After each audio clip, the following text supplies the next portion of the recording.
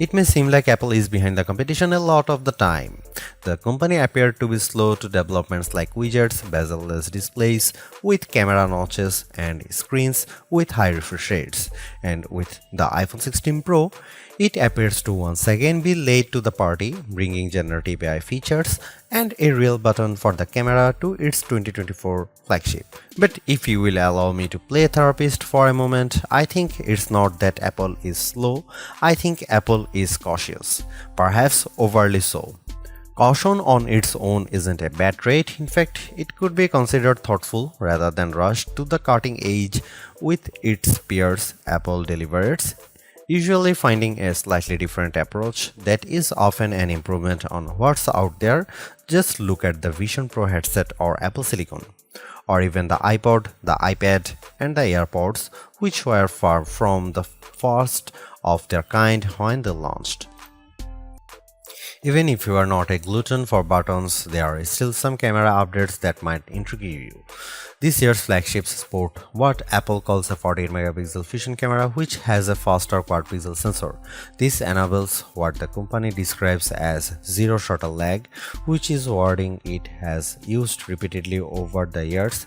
In this case, it's referring to how quickly the camera will capture a shot after you press the shutter button.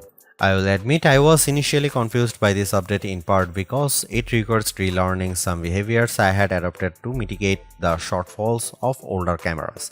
Basically, the iPhone 16 Pro's cameras are now so fast that when I asked someone to throw something so I could capture it in motion to see how still the images were, my shots ended up being of the person holding the object. Our video producer and I were very confused, and it wasn't until the zero shutter lag concept was explained clearer to me that I got it. I had become used to pressing the shutter early, since cameras, in my experience, would be fractions of a second slow. Apple has become so fast that it actually captured the literal moment I tapped the button instead of the split second after, when the object was in mid-air.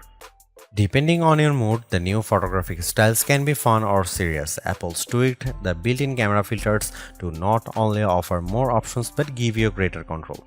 Due to how the company has refined its processing each year, there is also an improved depth map captured when it detects a face in the scene. This, combined with a greater focus on color science around skin tone, has led to what might be my favorite new iPhone 16 feature.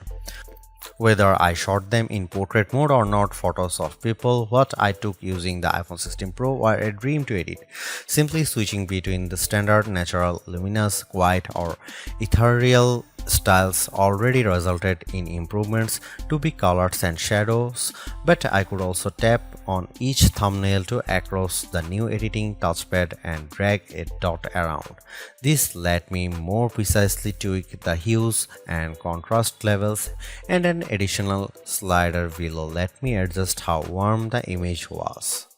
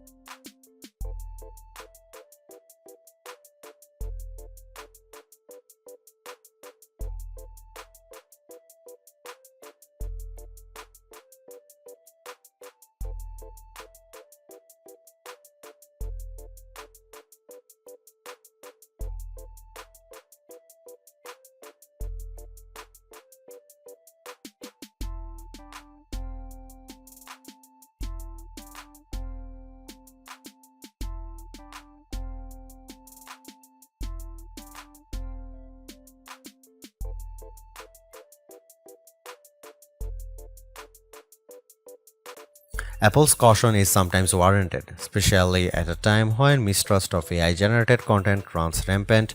The company taking its time to get Apple Intelligence right is understandable, but its deliberation doesn't always lead to winners. While I appreciate the attempt to differentiate camera control with the touch sensor for more versatility, I am not yet convinced on its usefulness. The good news is, and I cannot stress this enough, you have the option to tune it to your liking, and that's the theme I'm seeing in recent Apple features that hint at more thoughtfulness than usual. If you don't like something or if something isn't right for your needs, you can adjust or disable it. In iOS 18, you have greater control over your home screen's app layout and can pin custom collections for easier reach. In the Photos app, the action button introduced last year could have been a spectacular fail had Apple not let you still keep it as a mute switch, but it managed to give people more functionality while maintaining the status quo for those who are just as resistant to change. Change is scary, change is hard, but without change, there is no progress. Apple's cautious approach is a tricky balancing act that's evident on the iPhone 16 Pro. Some new features like audio mix and custom routes in Maps delivers mixed results, otherwise like photography styles are hits. Then there are the basic ingredients like good battery life and durable, attractive designs that Apple cannot neglect. The iPhone 16 Pro's subpar battery life holds it back from beating the competition, which is stiffer than ever this year, especially from Google. Luckily for Apple, most people who have iPhones are going to stick with iPhones. It's just easier. For those already sucked into the ecosystem, the iPhone 16 Pro are worth the upgrade from a model that's at least 2 years old. If you already have an iPhone 15 Pro, for the sake of our planet and your wallet, you might prefer to hold off on upgrading, especially since this year's devices aren't that much different.